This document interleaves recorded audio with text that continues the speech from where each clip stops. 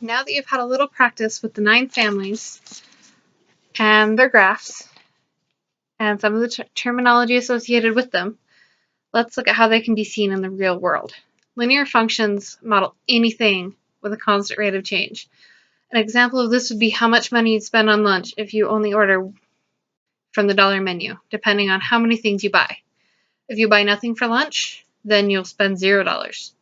If you buy one thing for lunch, you'll spend $1.06 with tax.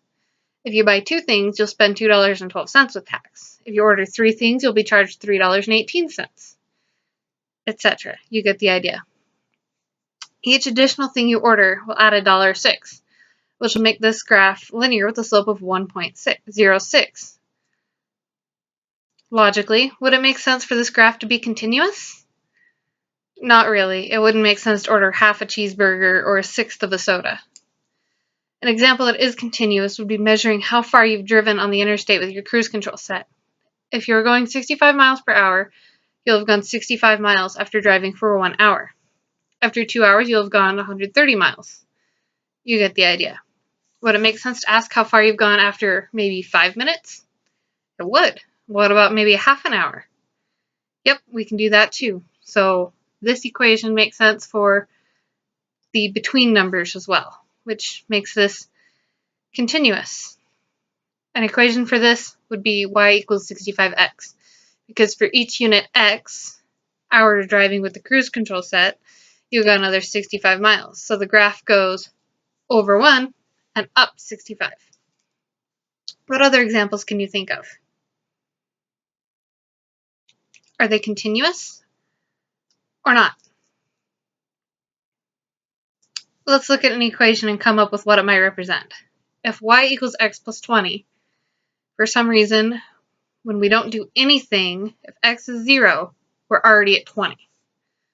One way this could happen is if this equation is for how much money you spend at the fair on rides.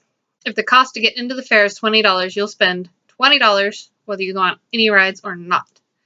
If the rides cost $1 each, then each ride you go on will add $1 to that $20. So you multiply the number of rides you've been on by 1, since they're $1 each, and add that to 20, and that's how many dollars you spent at the fair for rides. Would this one be continuous? No, this one's discrete as well. Let's come up with something that is continuous. If you've got some cousins who live 10 miles away and you go for a visit, even if you don't do anything with your cousins or go anywhere with them, your trip will have been 20 miles round trip. X could represent any traveling you do with them or while you're there. It could be when you go shopping with them, or if you go for a walk, or if they take you horseback riding, whatever traveling you do. And the function then represents all the traveling you did on your weekend trip to go visit your cousins. Let's look at one more. What could the function 3x plus 5y equals 51 represent? There are several things it could represent. For example, it could be that we made $51 at a bake sale, selling cookies for $3 and cake slices for $5. How would the data table for this look? I'll save you the trouble. It'd be something like this. If we sold 0 cookies, we would have had to sell 51 fifths of a cake slice, which doesn't make sense. In fact, 1 doesn't either. But when you get up to 2, it could be that we sold 45 over 5, which is 9 cake slices with 2 cookies. As you extend the data table, you'll also find that 7 and 6 work, and there are a couple other numbers as well. Notice that the y changes by 3/5 each time. So let's move on to the quadratic functions.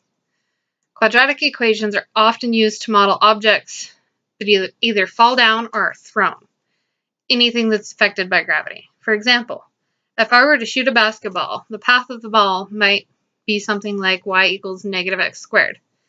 The negative in front of the x will just flip it upside down, so the parabola goes this way instead of this way, because I will throw the ball up and it will fall back down. If we have the equation y equals 3x squared, what are some things you think that could be in the real world? One thing I thought it could be is the distance between your hand and a yo-yo as you're playing with it.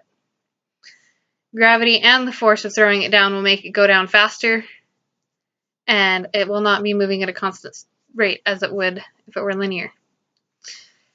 A couple other things that are represented by this function family are the shape of a satellite dish, a parabolic oven, the reflector on a flashlight,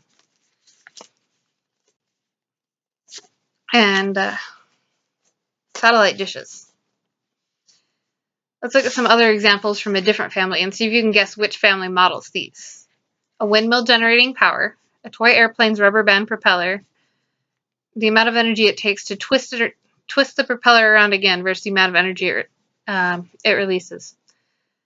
And the example that should give it away, the volume of a box. Did you guess cubic? All of these things can be modeled with cubic function. Anything that will look linear but then experiences an abrupt change in direction is absolute value.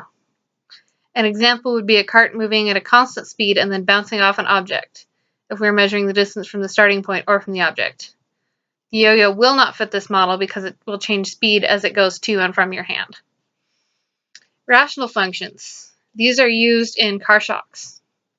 When a car hits a bump, the piston is forced up into the cylinder, which decreases the volume inside and causes the pressure to increase, which will soften the feel of the bump for the passengers. Pressure is a rational function of volume. Flashlights can also be rational. The intensity of the light from the flashlight is a rational function of the distance from the light bulb. Anything that follows the inverse square law of physics is also a rational function. Radicals, square roots. The period of a pendulum swing versus the length of the string or the chain or whatever holding it up is a square root relationship. Also, a square root function is used to measure the stopping distance of a vehicle. Cube roots. Take the cubic examples and do the inverse.